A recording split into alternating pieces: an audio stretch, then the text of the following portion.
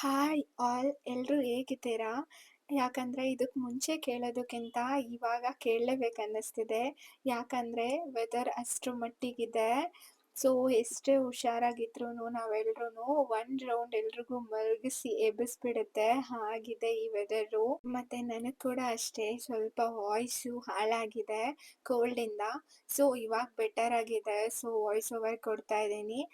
So ಹಂಗೂನು ಏನಾದ್ರೂ ನಿಮ್ಗೆ ಸ್ವಲ್ಪ ಪ್ರಾಬ್ಲಮ್ ಅನ್ಸಿದ್ರೆ ಅಡ್ಜಸ್ಟ್ ಮಾಡ್ಕೊಳ್ಳಿ.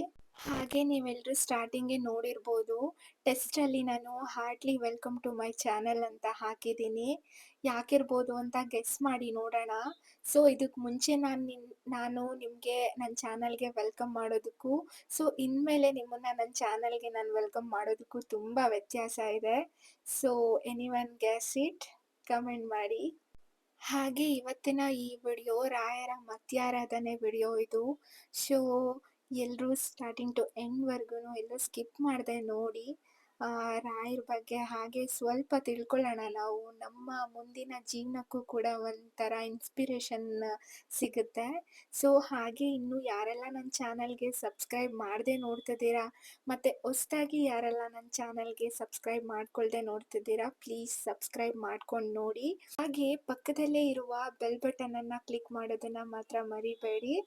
ಅದನ್ನ ಕ್ಲಿಕ್ ಮಾಡೋದ್ರಿಂದ ನಾನು ಯಾವುದೇ ಹೊಸ್ದಾಗಿ ವಿಡಿಯೋ ಪೋಸ್ಟ್ ಮಾಡಿದ್ರೂ ನಿಮಗೆ ನೋಟಿಫಿಕೇಶನ್ ಬರುತ್ತೆ. ಸೊ ನೀವು ಆವಾಗಲೇ ಹೋಗಿ ಆ ವಿಡಿಯೋನ ನೋಡ್ಬೋದು. ಇನ್ನು ರಾಯರ ಪೂಜೆಗೆ ಏನೆಲ್ಲ ಸಾಮಗ್ರಿಗಳು ಬೇಕು ಅದನ್ನೆಲ್ಲಾನು ನಾನು ಹಿಂದಿನ ದಿವಸನೇ ತಂದು ಇಟ್ಕೊಂಡು ರೆಡಿ ಮಾಡ್ಕೊಂಡಿದ್ದೆ. ಬಟ್ ನನಗೆ ಪೂಜೆ ಮಾಡ್ಕೊಳಕ್ಕಾಗಿದ್ದು ಸಂಜೆನೇ ಆಗೋಯ್ತು. ಸಂಜೆನೇ ಪೂಜೆ ಮಾಡ್ಕೊಂಡಿದ್ದು ನಾನು. ಹಾಗೇನೆ ಪ್ರತಿಯೊಬ್ರು ಜೀವನದಲ್ಲೂನು ಅವ್ರದ್ದೇ ಆದ ಕನಸುಗಳು ತುಂಬಾನೇ ಇರುತ್ತೆ. ಬಟ್ ಕನಸು ಕಟ್ಕೊಂಡ್ರೆ ಮಾತ್ರ ಸಾಕಾಗಲ್ಲ. ಆ ಕನಸಿಗೋಸ್ಕರ ನಾವೆಷ್ಟು ಹಾರ್ಡ್ ವರ್ಕ್ ಮಾಡ್ತೀವಿ ಅನ್ನೋದು ಇಂಪಾರ್ಟೆಂಟ್ ಆಗುತ್ತೆ. ಅಫ್‌ಕೋರ್ಸ್ ನೋವಿಲ್ವಾ? ನೋವಿದೆ, ಬೇಜಾರಿದೆ, ಅಳು ಇದೆ, ಅವಮಾನ ಇದೆ, ಎಲ್ಲ ಇದೆ. ಬಟ್ ನಿಮ್ಗೆ ಅಂತ ಒಂದ್ ದಿವ್ಸ ಬರಲ್ವಾ? ಬರುತ್ತೆ. ನನ್ಗೆ ಅಂತ ಒಂದ್ ದಿವ್ಸ ಬರಲ್ವಾ? ಬಂದೇ ಬರುತ್ತೆ. ಸೊ ಅವತ್ತು ಈ ನೋವು, ಈ ಬೇಜಾರು ಎಲ್ಲಾನು ನಮ್ಗೆ ಕಣ್ಗೆ ಕಾಣಿಸ್ದೇ ಇರೋವಷ್ಟು ದೂರ ಹೋಗ್ಬಿಡುತ್ತೆ. ಆ ಒಂದ್ ದಿವ್ಸ ನಮ್ಮೆಲ್ರ ಜೀವನದಲ್ಲೂನು ಬರ್ಬೇಕು ಅಂತಂದ್ರೆ ಒಂದೇ ಒಂದು hard work, hard work, hard work ಅಷ್ಟೇನೆ. ನನ್ಗೂ ಬೇಜಾರಾಗ್ತಿತ್ತು ಬಿಕಾಸ್ ನಾನಿಷ್ಟೆಲ್ಲ ಕಷ್ಟಪಟ್ಟು ವಿಡಿಯೋಸ್ ಮಾಡ್ಕೊಂಡು, ಎಡಿಟ್ ಮಾಡಿ, ಪೋಸ್ಟ್ ಮಾಡ್ತಿದ್ದೀನಿ. ವ್ಯೂಸೇ ಬರ್ತಾ ಇಲ್ಲ ವಿಡಿಯೋಸ್‌ಗೆ ಚೆನ್ನಾಗಿ ಅಂತ. ಆದ್ರೆ ನನ್ ಬ್ರದರ್ ನನ್ಗೆ ಪ್ರತಿ ಒಂದ್ ಸಲನೂ ಮೋಟಿವೇಶನ್ ಮಾಡ್ತಿದ್ದಿದ್ದೇ ಅವನು.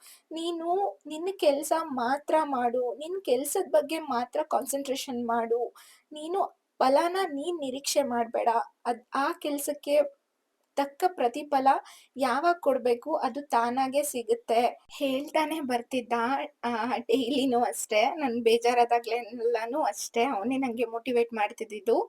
ಮತ್ತೆ ಯಾರ್ ಲೈಫಲ್ಲೂನು ನೋವಿಲ್ದೆ, ಬೇಜಾರಿಲ್ದೆ ಯಾರೂನು ಅವ್ರ ಗುರಿನ ಮುಟ್ಟೋದಕ್ಕಾಗಲ್ಲ. ನಿಜವಾಗ್ಲೂ he is my big supporter, my brother. ನನ್ನ ಫ್ಯಾಮಿಲಿ ಇಂಥ ಒಂದು ಫ್ಯಾಮಿಲಿನ ನನ್ಗೆ ಕೊಟ್ಟಿರೋದಕ್ಕೆ ನಾನು ಆ ದೇವರಿಗೆ ಎಷ್ಟು ಥ್ಯಾಂಕ್ಸ್ ಹೇಳಿದ್ರೂನು ಸಾಕಾಗೋದಿಲ್ಲ. ಹೀಗೆ ಯಾರೋ ರಾಯರ ಜೀವನದ ಬಗ್ಗೆ ಕೆಲವೊಂದು ಸಾಲುಗಳನ್ನ ಹೇಳ್ತಾ ಇದ್ರು. ನಿಜವಾಗ್ಲೂ ಆ ಸಾಲುಗಳನ್ನ ಕೇಳಿ ಮನಸ್ಸು ತುಂಬಿ ಬಂತು. ನಾವೆಲ್ಲರೂ ನಮ್ಮ ತಂದೆ ತಾಯಿ ನಮಗೆ ಊಟ, ಬಟ್ಟೆ, ವಿದ್ಯೆ ಎಲ್ಲ ಕೊಟ್ಟುನು ನಾವು ನೀನು ಅದು ಕೊಡ್ಸಲ್ಲ, ಇದು ಕೊಡ್ಸಿಲ್ಲ ಅಂತ ಕೆಲವೊಂದ್ಸಲಿ ಹಠ ಮಾಡಿದ್ದು ಇದೆ. ಅವರು ಹೇಳಿರೋಂಥ ಸಾಲುಗಳನ್ನ ನಾನು ನಿಮ್ಮ ಹತ್ರ ಹಂಚ್ಕೊತಾ ಇದ್ದೀನಿ, ನೋಡೋಣ. ಮತ್ತೆ ಅವ್ರು ಹೇಳ್ತಾರೆ, ಜೀವನದಲ್ಲಿ ನಮ್ಗೆ ತುಂಬಾ ಕಷ್ಟ ಬರ್ತಿದೆ ಅಂತ ಅನ್ನಿಸ್ದಾಗ ನಾವು ರಾಘವೇಂದ್ರ ಸ್ವಾಮಿಗಳ ಬಗ್ಗೆ ತಿಳ್ಕೊಬೇಕಂತೆ. ಯಾಕಂದ್ರೆ ರಾಘವೇಂದ್ರ ಸ್ವಾಮಿಗಳಿಗಿಂತ ಹೆಚ್ಚು ಕಷ್ಟ ಬಹುಶಃ ಯಾರಿಗೂ ಕೂಡ ಬಂದಿರಲ್ವಂತೆ. ರಾಘವೇಂದ್ರ ಸ್ವಾಮಿಗಳ ಮನೆ ಪರಿಸ್ಥಿತಿ ಹೇಗಿತ್ತು ಅಂತ ಅಂದ್ರೆ, ಅವ್ರ ಮನೇಲಿ ಒಂದು ಲೋಟ ಇತ್ತಂತೆ, ಒಂದು ಜೊತೆ ಬಟ್ಟೆ ಇತ್ತಂತೆ. ಆದ್ರೆ ಆ ಲೋಟಕ್ಕೆ ತಳನೇ ಇರ್ಲಿಲ್ವಂತೆ.